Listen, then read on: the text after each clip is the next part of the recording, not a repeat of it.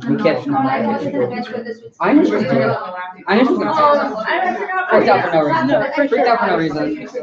She walked into that comps room and looked dead. No, that is Dr. Prison. I only American history in the 20th century. The Wakest. I didn't hear that. This one have a private funeral. I don't know when. Hi guys, we're gonna get started. First of all, thank you for coming to our lecture. This is the third HIPS lecture this semester. We're gonna have one more after this, so keep your ears out for that. I'm very happy to introduce you to our speaker tonight. Andrew Worthy is a graduate student here in our own history department. He got his undergrad degree here, and you might recognize him from the STC. I hear that he is holding that place together. But yeah, Andy, without further ado, this is the original 6th innovation of fighting sail.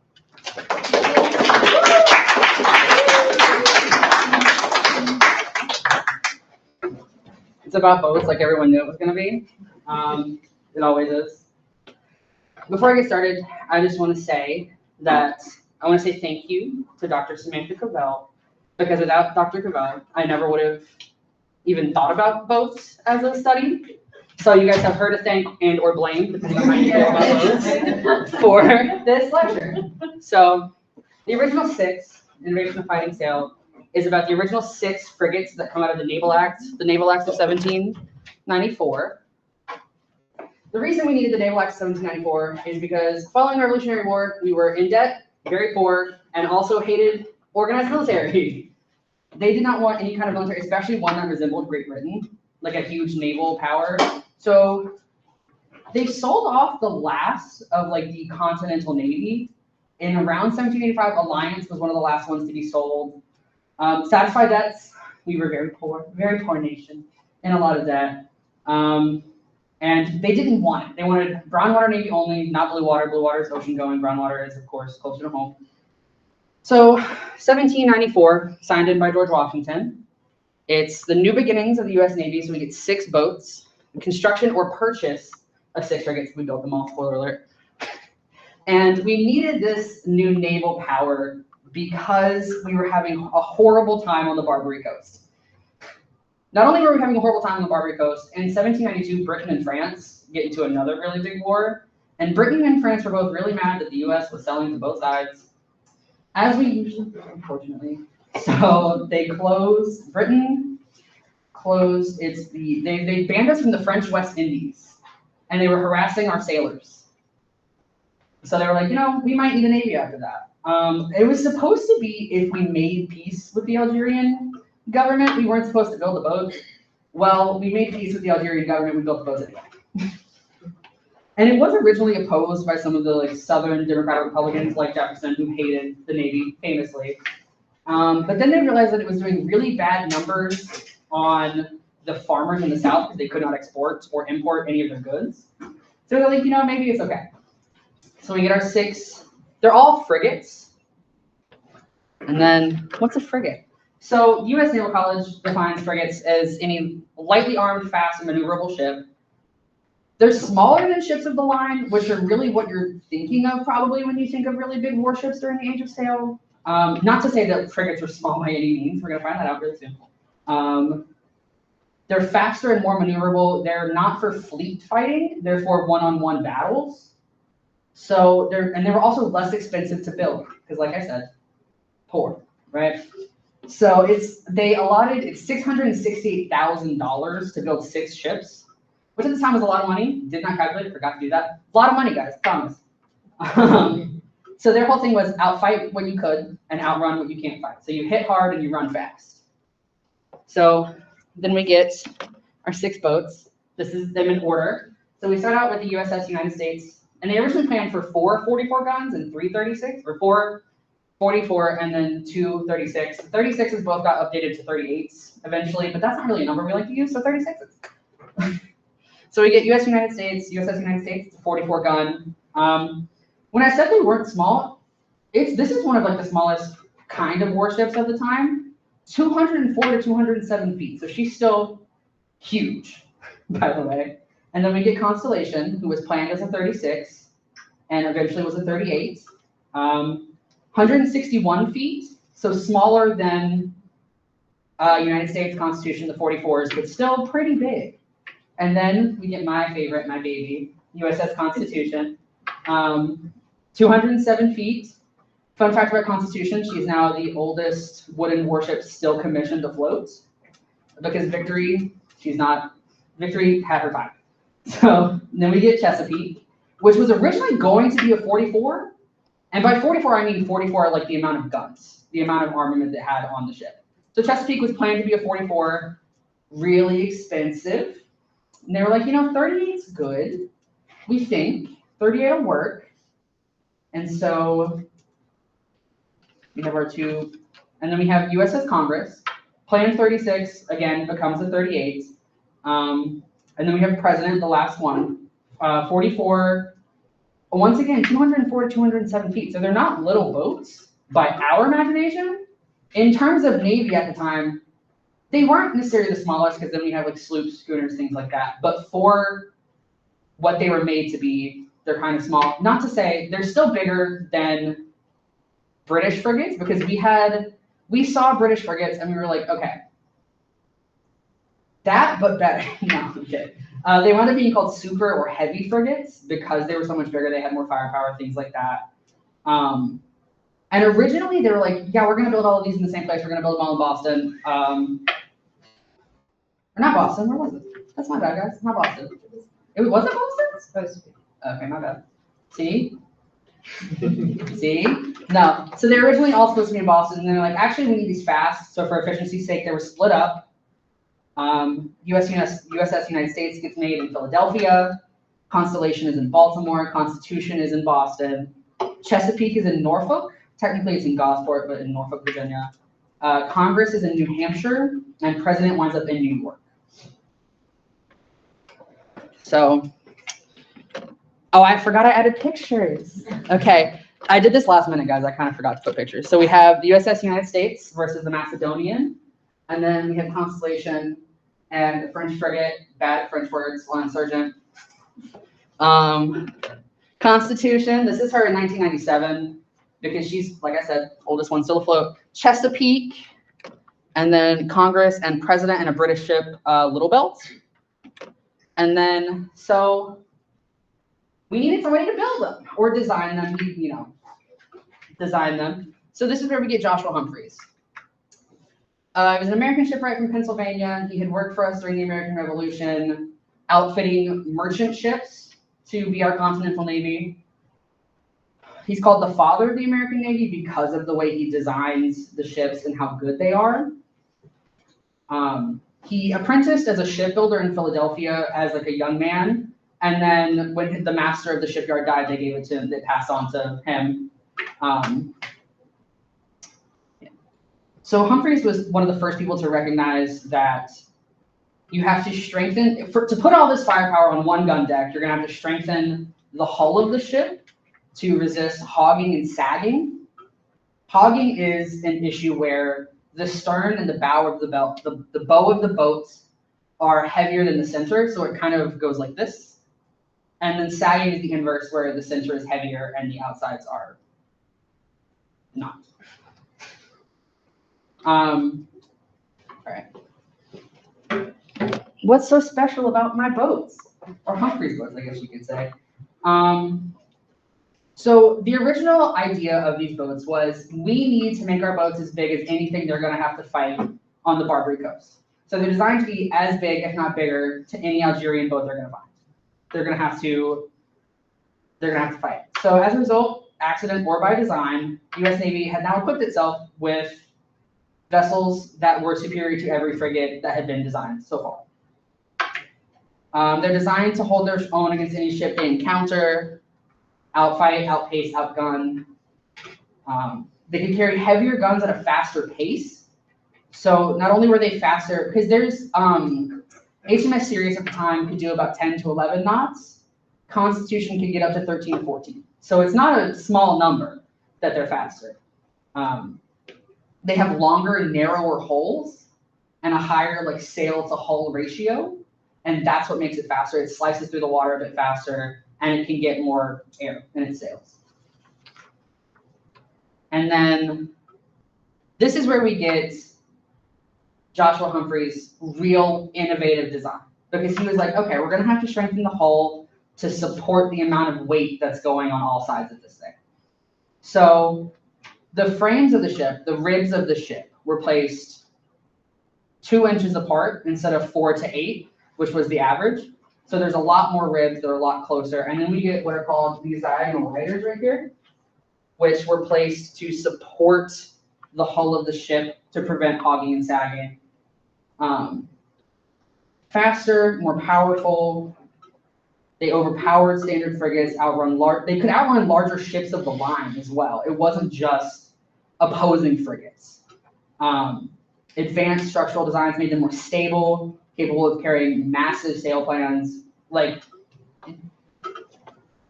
huge amounts of sails on these things, just all over.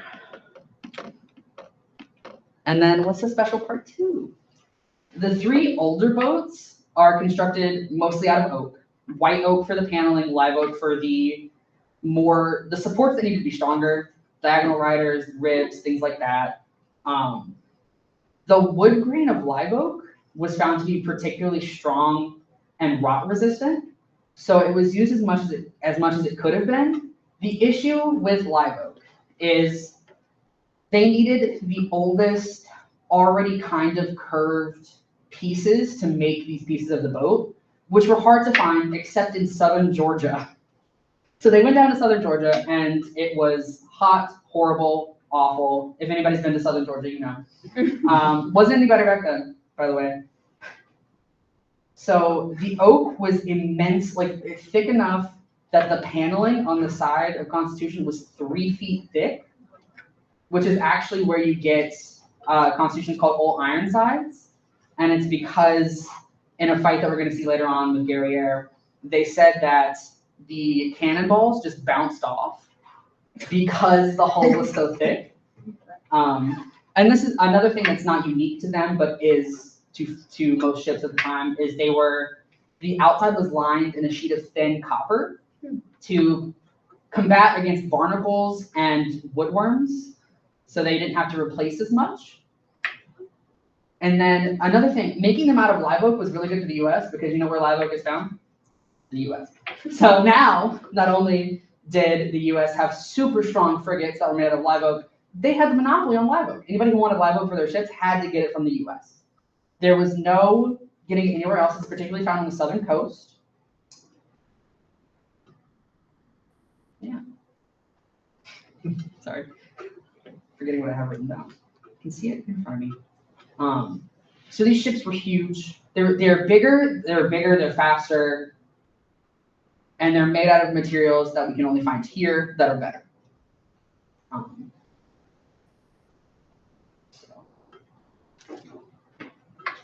Sorry, I got scared. A little nervous. So then we have some examples. Like I said, outfight, outgun, outpace. Examples here, Chesapeake in early January of 1801 during the Quasi-War with France. Post kind of the Barbary Wars, post-ish some of Napoleon's problems, you know.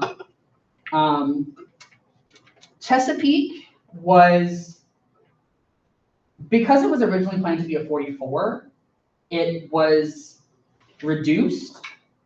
It shortened the length of it to about 152.5 feet. And it lightened the ship and decreased the armament. The changes created a ship that was 13% shorter than Constellation and Constitution, which is what it was supposed to be about the same size as, but it had a wider beam, so it was slower and it was heavier. So not only is it chasing a ship for 50 hours, it's slower and heavier than all of its siblings made at the same time. Chases for 50 hours, French ship, Le Jean Creole, jettisons 6 out of 16 of its guns, still gets caught. And then I didn't put this one on here, but also there's another instance, it's Flight of the Constitution. It's escaping a British squadron of 5 ships over 2 full days, towing the boat, kedging, which is where you have to get into a little jolly boat, go forward, and drag the big boat in. Full sails, sticking their handkerchiefs out to catch as much wind as possible, wetting the sails. 2 full days, still gets away.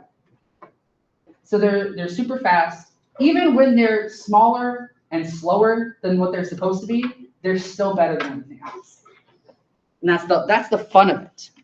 And then outfight War of 1812, which starts because they're impressing American sailors into the British. I'm sorry. I'm nervous. Am I wrong? It was a bad thing. My bad, y'all. Look, it's been a long day. US. It's a common conflict. I thought we talked about it in class. Yeah. My bad. It's been a while. Look, I took 498 like 2 or 3 years ago, guys. It's been a while. So now we have the outfight version, outgun as well.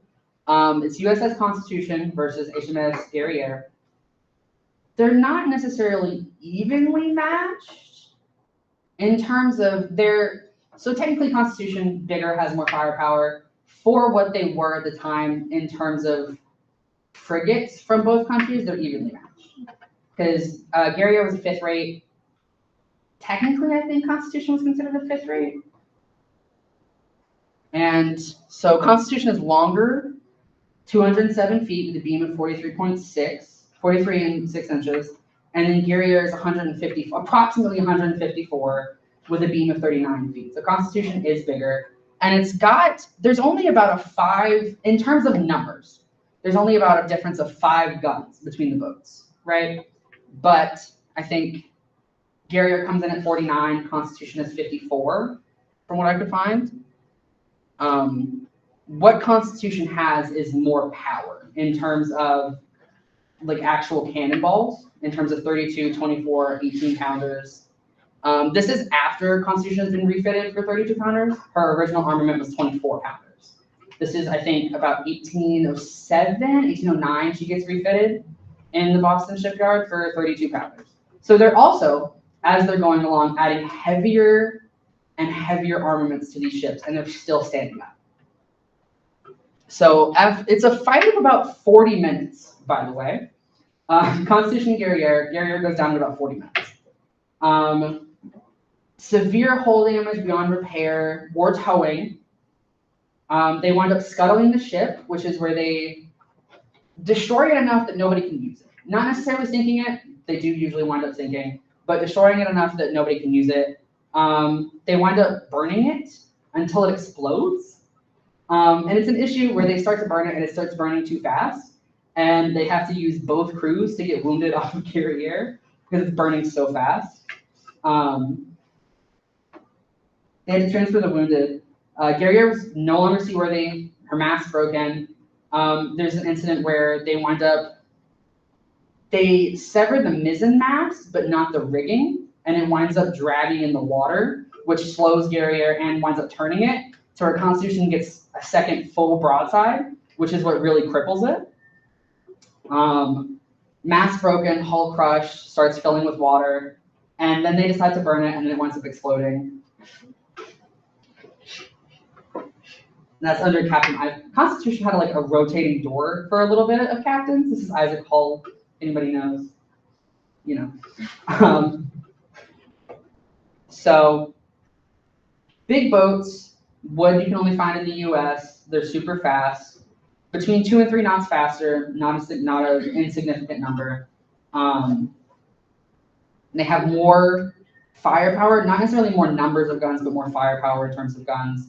Constitution has more 32 pounders, and where Guerriere had 18 pounders, that's where Constitution had 24. So they're pretty evenly matched in numbers, but not firepower. Guerriere sinks, they take the crew prisoner, and they wind up sailing home. So, talk too fast. So now I'm pretty much done. No. But innovation of fighting sail. Constitution winds up becoming the most famous because it's still afloat. It's still manned by naval Marines, Navy men, things like that. You can go see it. It's in Boston. It winds up It has a pretty significant career. Constitution winds up being the main ship for some of our ports in the Barbary Coast and things like that. It's the main fleet ship. We do eventually wind up getting ships of the line, bigger, better boats, but these, for the time, were the best ones. Britain does catch up, unfortunately, with Robert Sepping's. So this is more of a primitive system of the Sepping system. He kind of takes it and improves it. British frigates start catching up, but it's okay.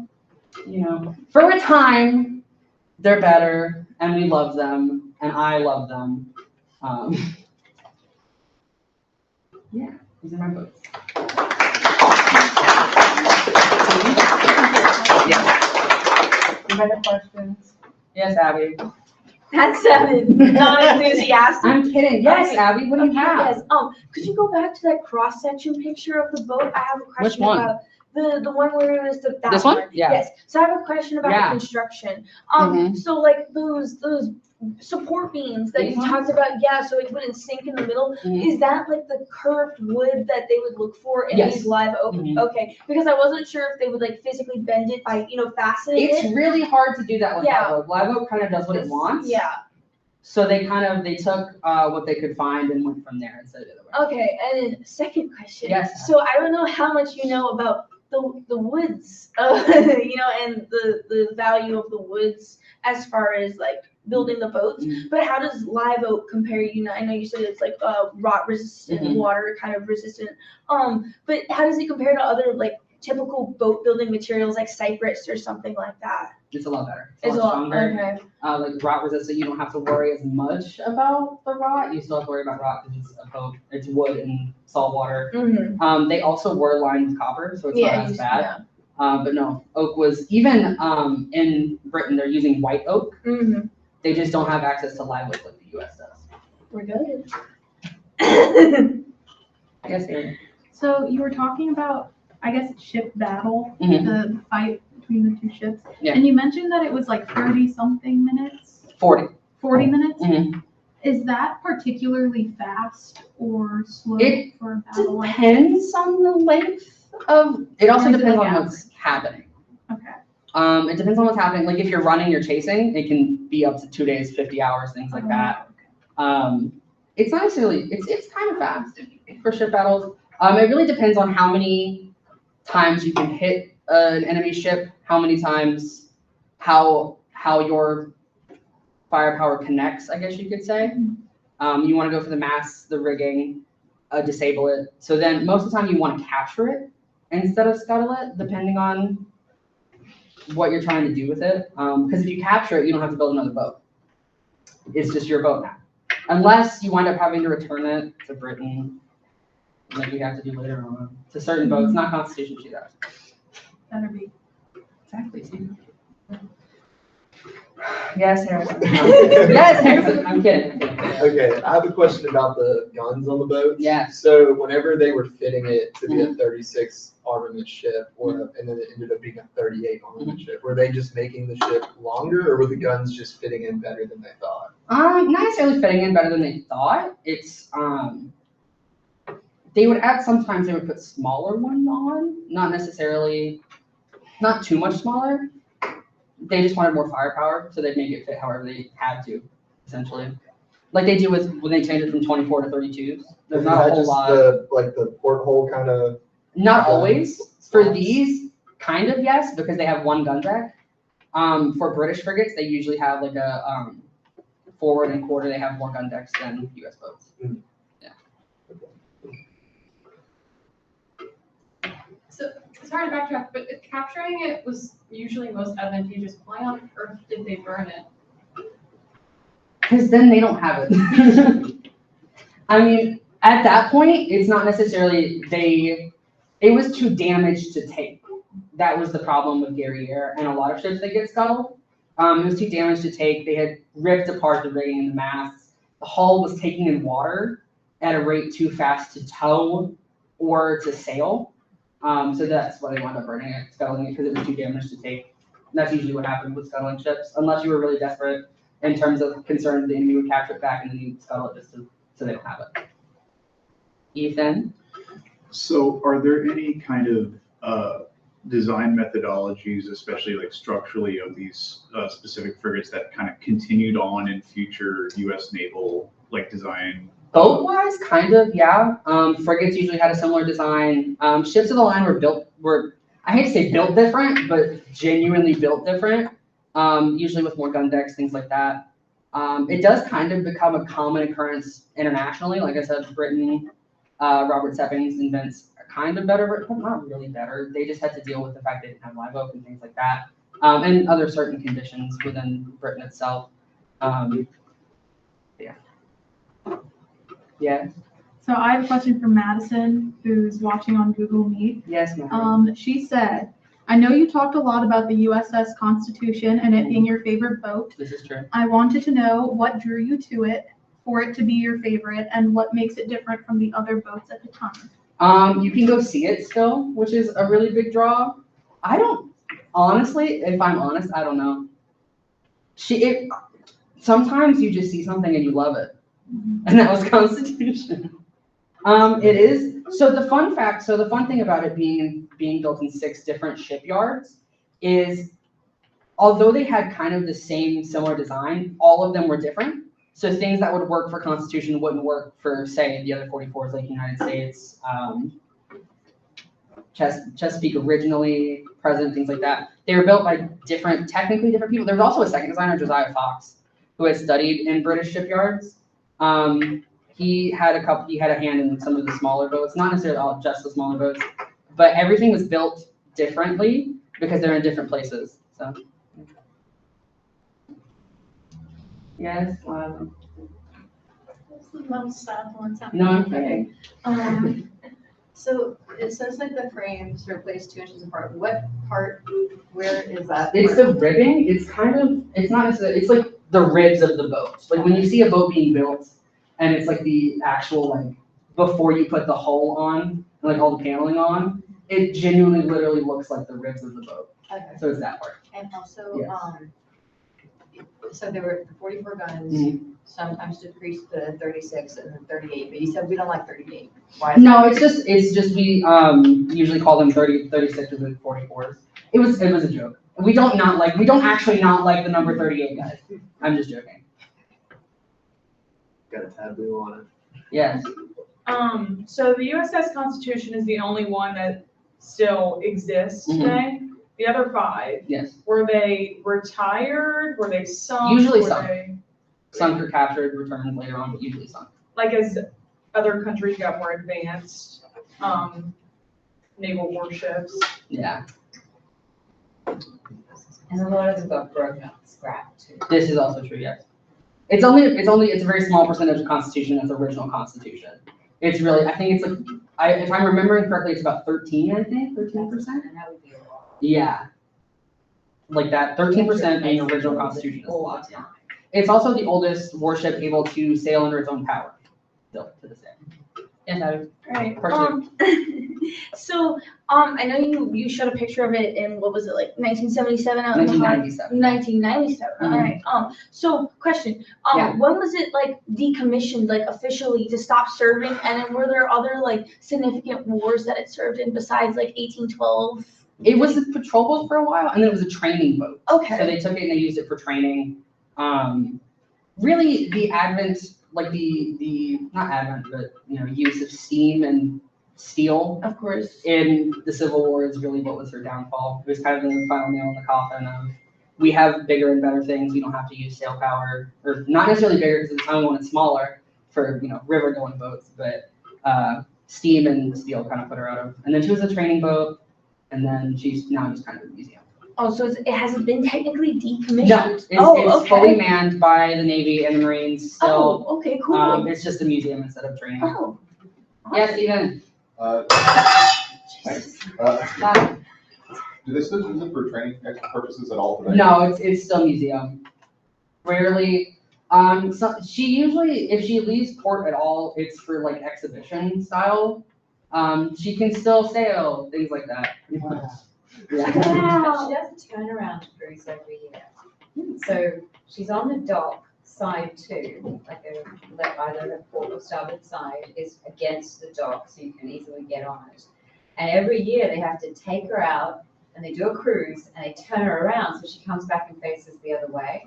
And part of the reason for that is like to deal with the water action on her hull and also to deal with electrolysis issues that are a factor with her copper sheathing. So yeah, every year they'll take her out and turn her around. And you can apply for a raffle, what do you call it, like a Lottery? A lottery to go on board for the turnaround cruise. Everybody needs to sign up. I have been right trying now. for 25 years. Yeah, no, I was about to say, don't do it for me, do it for us.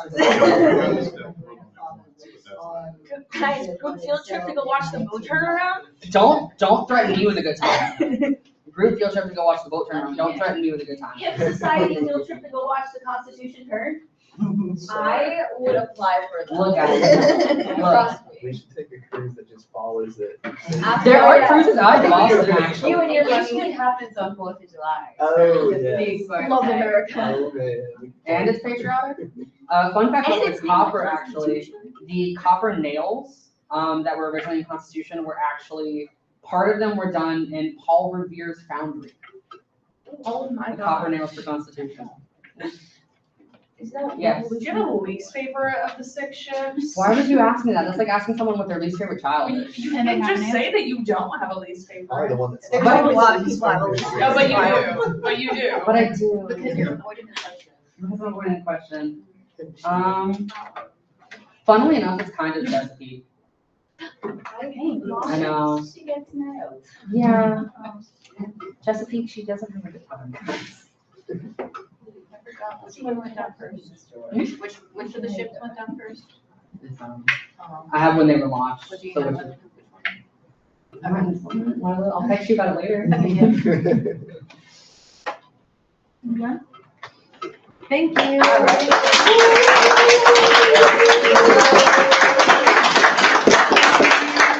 I need to stop the recording.